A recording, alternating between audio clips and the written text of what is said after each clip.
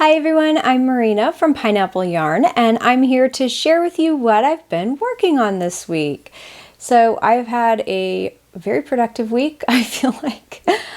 It's been fairly productive, but I have enjoyed every project I've been working on so much. And I feel like that rarely happens. Sometimes you have one and it's kind of a slog and you've been working through it, but this week I've enjoyed so much everything I've been working on.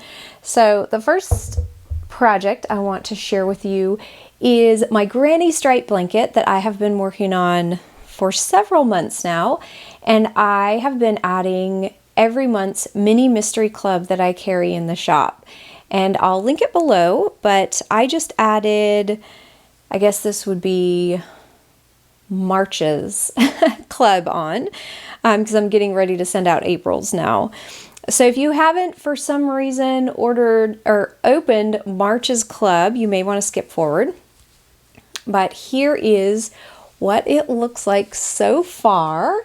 And March was these three colors up here. So turquoise and some greens and pops of color. I'll give you a close-up.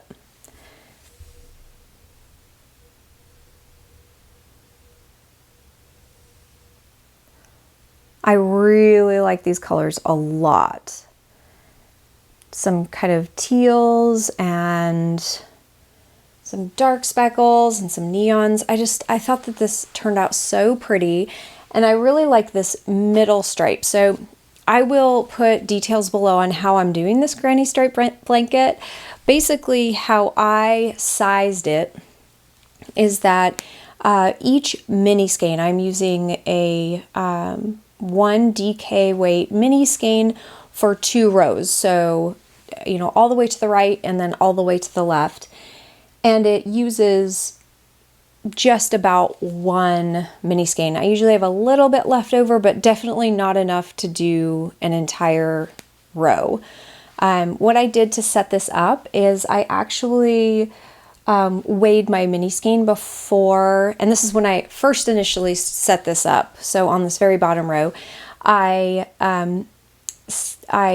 did the triple double crochets, the double crochet clusters, we'll say that. But what I did is I weighed my mini skein before I crocheted all the way down 1 row, and then when I got to just under half of the mini skein, I crocheted back, because sometimes mini skeins, they vary in weight. Sometimes they're a little bit over 20 grams. And so when I was, if a mini skein weighed 21 grams or 22, I would only go to 10 grams and then crochet back. So that's probably what I did is crocheted to 10 grams and then crocheted back. I usually end up with very little yarn left over, and I should have brought it in to actually show you, because sometimes it's a piece, only this big. Sometimes it's a little bigger, but that's how I've been crocheting this. I'm using a size I hook. I could size down to an H, but I had an I when I started this, so that's just what I keep using. And I really liked this middle row though, and it was pooling as I crocheted back on the second row. So you can see it has some of these really pretty neons that just pooled together, and I think it just ended up being really neat. Just such a cool feature on this blanket. So this is how long it is too. I can't remember details. As I said before, I'll put all the details below, but this is how long it is. So it's a fair size blanket, definitely longer than or wider than my wingspan, and it will take months to do this. Now, if you were using, not DK weight mini skeins, or if you used a DK weight advent calendar, you could make this and it would definitely not take as long. But I love my mini mystery club, and I really wanted to steal a a month for myself and crochet this blanket. And so I have been enjoying this so much.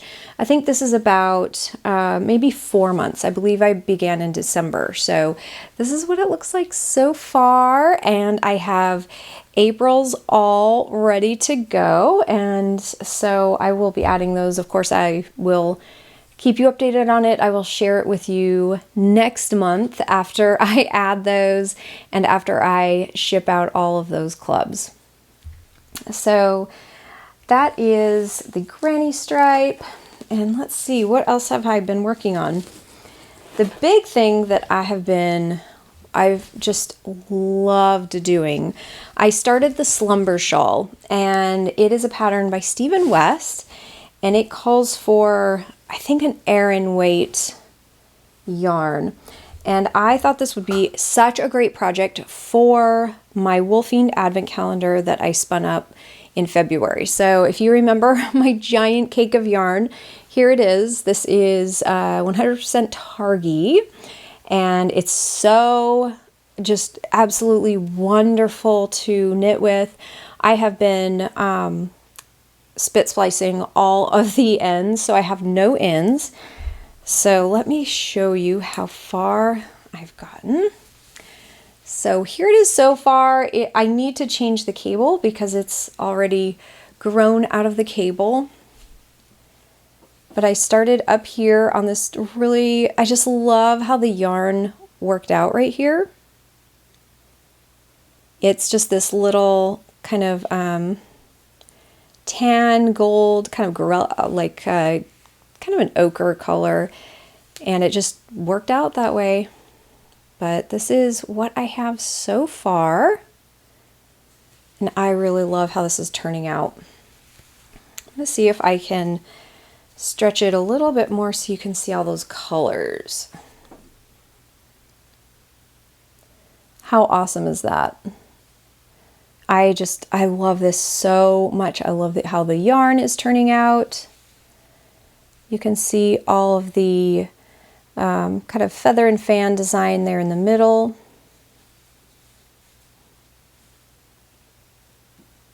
I just think this is so, so pretty. So this is the middle of the shawl, and you can see that design forming. And then there are some garter stitch rows and then some stockinette. So it's just, it is such a great pattern for hand spun because of the texture in the pattern. It's so forgiving for uneven yarn or, yarn that just has thick and thin spots. So I think this is turning out so great. As far as my yarn management for this, just seeing how, how much yarn am I going to use? Am I going to run out? We'll still see. I'm not sure. But I think I have 400 grams of this, and it'll just depend on the size of the shawl. I don't mind if I've reached a point in the shawl that I don't need to do the last few rows, but it definitely might get to the point where I need to spin a little more yarn to finish this, and that's fine too. But I think I'm using a size 8 on these. Yes, I'm using a US size 8, which is a 5mm, and this is the called for needle size in the pattern. Usually I size down, but I've found with hand spun, I don't know what it is. I'm sure there's some technical term to it. I have found that many times it is a more comfortable knit, and it is a nicer gauge if I size up the needle that I would normally use. So if I was going to use commercially spun yarn with this pattern, I definitely would size down to a US 7. Though that being said, this yarn might be just a little more bulky than an Aran weight. I don't think it is though. I think an Aran weight's a good description. So, I just love how those colors are fading. This was not a faded advent calendar. I should say that too. This was a fade that I put all my mini skeins into a fade after I spun them all, and I really like how it's turning out. So that is that so far. I think that is really all I have to say about this. Oh, one thing that I wanted to mention, if your brain is like mine right now, where it is just taken up with everything else, and maybe a difficult knitting pattern is not for you, or if you need a quick knit, or if you just want something simple, this is such a great pattern because if I'm not fading yarn in and out of this pattern, the fade is already in the cake for me. And he, in the pattern, Stephen West is he kind of hand holds you through the fade, which I think is so great because then you don't have to think, oh, when should I change my yarn, or when should I, he tells you exactly when to change your yarn, how to fade it out. And it's really nice. But that being said, if you don't have to pay attention to that, this is so simple to memorize the pattern, and just even with that faded in, you really don't need to pay attention to the pattern that much. So this has been a really nice knit. I don't need to have the instructions with me, and so far it's been really, really nice, and I've enjoyed it so much. So yes, the Slumber Shawl. So happy I started this, and it is just the fabric that it's making is so elastic, and obviously with a combination of garter stitch and stockinette, it's just going to be an incredibly elastic, stretchy shawl. So this is going to be very warm, and just a really cozy, warm shawl to wear when the weather gets cold. And I know I showed you my sweater last week, my homebody sweater that was also I spun from Target, and I had said that I probably wouldn't be able to wear it this year, that it was too warm, and I was wrong because the day after I filmed, I actually was I was outside. It was so cold and windy. I was able to wear it the whole day, and it was wonderful. It was so nice. And even though that really and truly might be the last day, I think we're going to have one colder day this weekend, but that might be the last day. So I was really happy to be able to wear the sweater, fit great. And so I thought I would update you on that. It was really just the Target was so warm. And the pattern, the homebody pattern, is excellent. I really enjoyed it. All right, let's see what else I have here. I feel like I'm forgetting something. I've been working on, though I have been spinning a lot. So my main knitting pattern is this Slumber Shawl, and then I've been working on adding stripes to my granny stripe blanket. But I have 2 large bobbins of hand spun that I need to ply together. So this has a little story behind it. In one of my recent episodes, maybe 2 episodes ago or so, Amy from Noble Character Crafts mentioned in the comments that she would love to see just kind of an entire project from hand spun start to finish, like how I spun it and everything. And I thought that was such an interesting idea. I'd never even thought of it before. And so several weeks ago, I had some fiber sitting out or something. But my daughter had mentioned, my 8-year-old daughter had mentioned that she would like to dye some fiber. So we dyed some fiber on the weekend. It was so impromptu and just so, it was just spur of the moment. Otherwise I would have filmed it. So I decided it would be super fun. I thought, wow, this would be the best project, or the best time maybe to dye up some fiber for this project, to do to spin for a particular project. So I grabbed some Rambouillet, and I dyed one a tonal. So I know this is going to get blown out because it's so bright green, but I'll try it anyway. I might have to fix it a little bit in editing, tone that down a little bit, because I'm looking at my monitor right now, and it's glowing. It's very bright green. It's kind of like a bright minty yellow green, And I thought it would be really fun to do a 2-ply and ply these together to take a tonal and then take a variegated fiber and ply them together for a project. And so I did that bright minty green. That's the one I dyed. And then my daughter, I had a bunch of leftover dyes and everything, so I kind of advised her about what would work together, and but she dyed everything else herself, and she came up with this really, really pretty colors, kind of combination of like pink, greens, blues, but I would say there's a lot of greens in here, which, to be honest, I don't know if I would have done that or encouraged that if I knew I was going to ply it with this, but this is so much darker. I think that it will work. There may be some spots that kind of meld together color-wise, but I think in all, it will be really, really pretty when I apply it together. So I have a full 100 grams unspun that I have not spun of this, and I have the same for this tonal. And what I plan on doing is filming it, filming some of my spinning and some of my thought processes, especially after I have done this and I know what works, and film the plying, and then film what I eventually do with this yarn.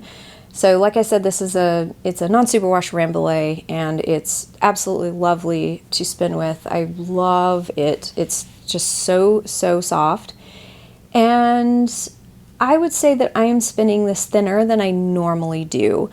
I know I measured wraps per inch. I think it was, the singles are probably 14 wraps per inch. I could be wrong, but that's what, as far as I remember, that's what I was getting. And one interesting thing with this is normally I pre-draft my fiber, so it's just not so dense. It's a little bit lighter, it's a little bit airier, and this Rambouillet did not want to be pre-drafted to be spun. And so I spun it all. I divided everything. I stripped it lengthwise into 4 pieces so it was more manageable, and did not pre-draft it. Did not. And it worked beautifully. I don't think the singles don't feel too dense. It still feels very light and airy. I was smoothing it just very lightly as I was spinning, but I was definitely letting air in.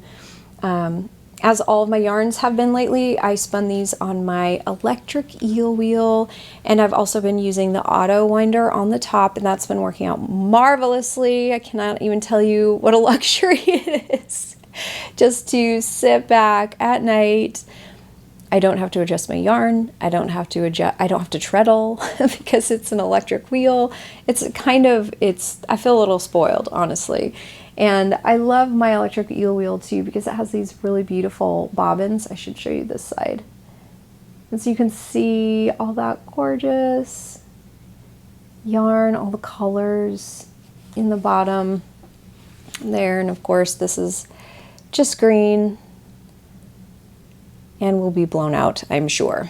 So this will be an awesome project. I'm really excited to film this, and I'm still, even though my daughter helped me dye this, I'm still on the fence as to whether I will make her something out of this. Only because it is non-superwash, and this is funny, when we were dyeing this fiber, she said, "Oh, what are you going to make from this?" And I said, "Well, I might make you something from it." And she said, "Oh, I hope it's superwash, because remember that one sweater you knit me that one time and I threw it in the laundry?" And I said, "Yes, I do remember." I knit her this beautiful, beautiful little cardigan, and this was years ago. It got thrown into the laundry. She was very young. It's not her fault, but it definitely came out of the wash and came out of the dryer small enough to fit a doll. It was very small. It was just so sad.